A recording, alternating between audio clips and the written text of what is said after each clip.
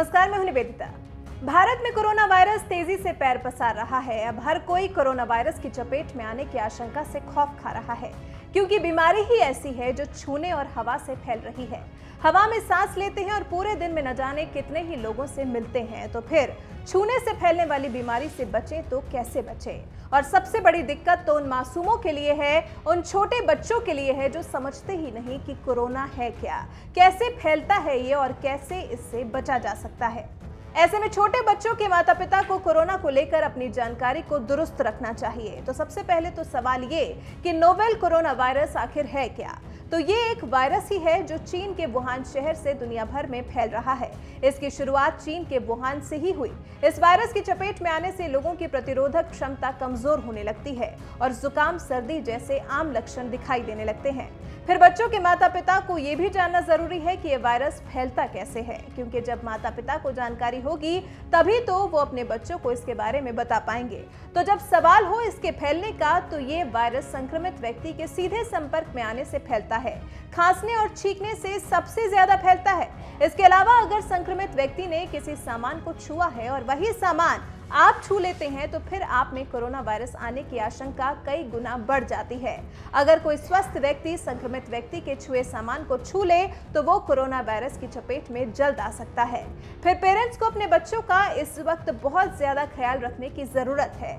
देखने की जरूरत है कि उनके बच्चे में बुखार, खांसी और सांस लेने में दिक्कत जैसे लक्षण दिखाई तो नहीं दे रहे।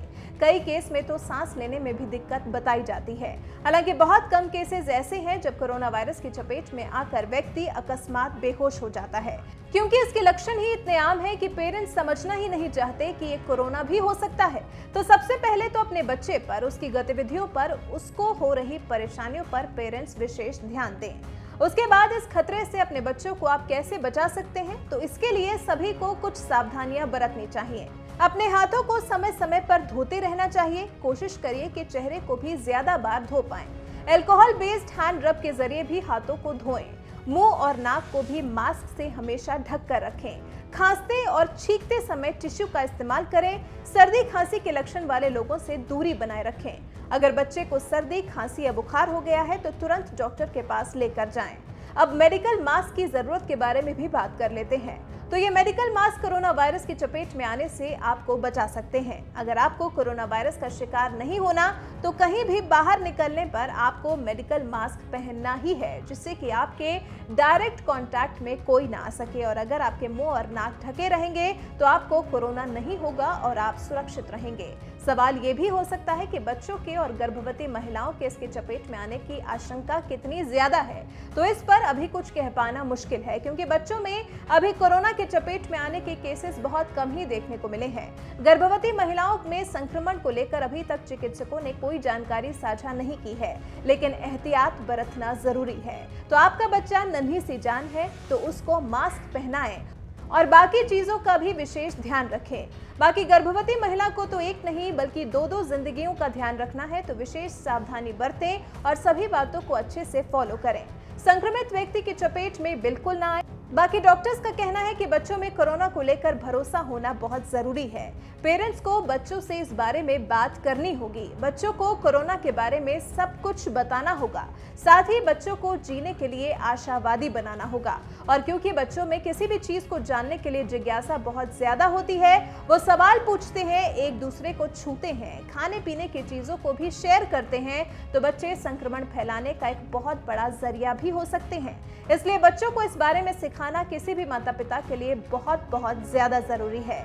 तो यही कुछ बातें हैं जो बच्चों के माता पिता को खुद भी जाननी चाहिए, साथ ही अपने बच्चों को भी इस संक्रमण के बारे में बताना चाहिए।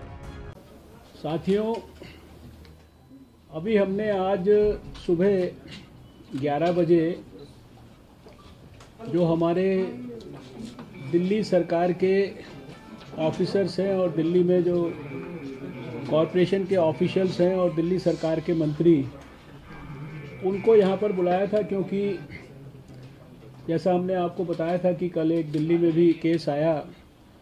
इसलिए दिल्ली के सिस्टम के लोगों से यद्यपि हम लोग लगातार टच में हैं, लेकिन उनको भी और ज़्यादा हम अच्छी तरीके से एक्टिवेट भी करना चाहते थे, उनके साथ फेस टू फेस सारी चीज़ें शेयर भी करना चाहते थे।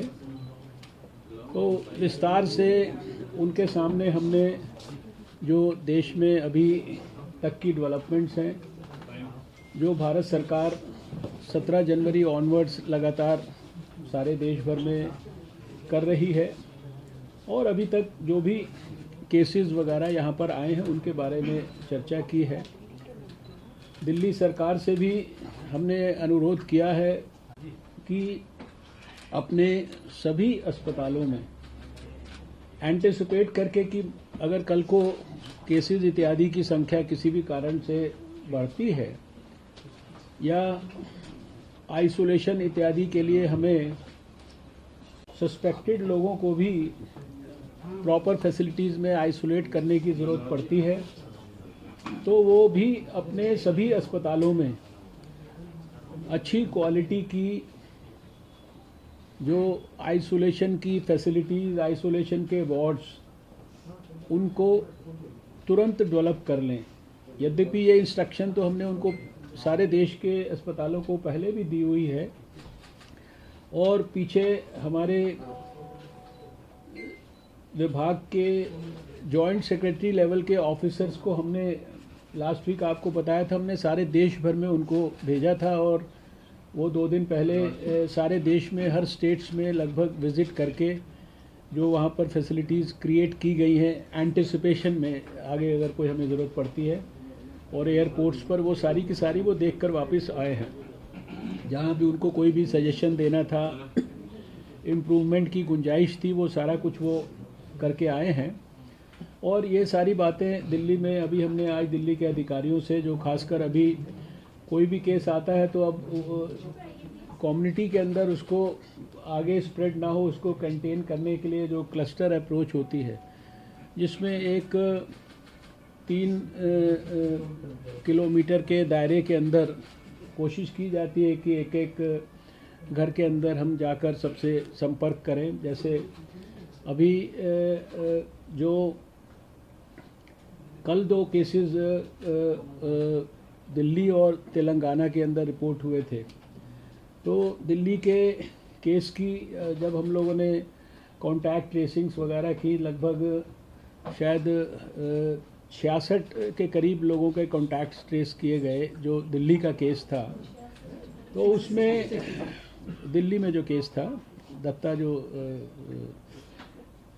दिल्ली के केस की ट्रेसिंग करने पे पता लगा कि उसने आगरा के अंदर अपने रिलेटिव्स को ही जो है उसने आगरा में जाके इन्फेक्ट कर दिया, और उसके केस के कारण उसके परिवार में ही 6 पॉजिटिव केसेस आ गए।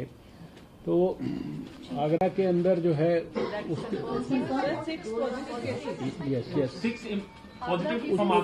उसके परिवार के उसके परिवार के।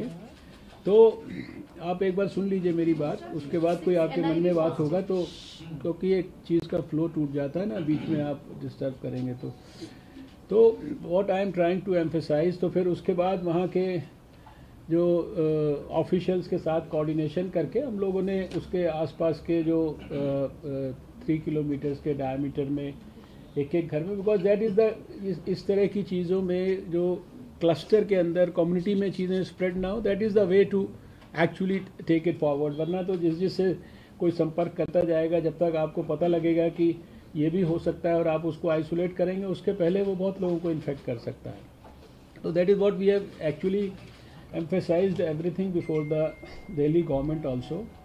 दिल्ली गवर्नमेंट के ऑफिशियल्स को भी हमने कहा है, और उनको ये भी कहा है कि जो सर्वेलेंस के जो ऑफिसर्स हैं उनके साथ और अच्छे जो डॉक्टर्स और उनके साथ और दूसरी टीम लगाकर उन टीम्स को भी वो अच्छी तरीके से स्ट्रेंथन कर दें, आइसोलेशन की फैसिलिटीज़ अच्छी तरीके से डेवलप कर दें।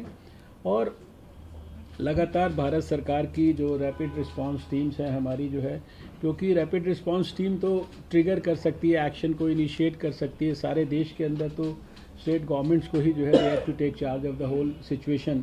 तो ये हमने एक उनके साथ बातचीत करके आज ये मीटिंग की है दिल्ली के सभी लोगों के साथ। तो आई थॉट कि एक तो आपको सूचित कर दें। अभी 3 बजे हम लोग अपनी एक आज फिर से ग्रुप ऑफ मिनिस्टर्स की भी एक मीटिंग करेंगे, और अभी सुबह हम लोगों ने इनफैक्ट कल ही ले लिया था ये निर्णय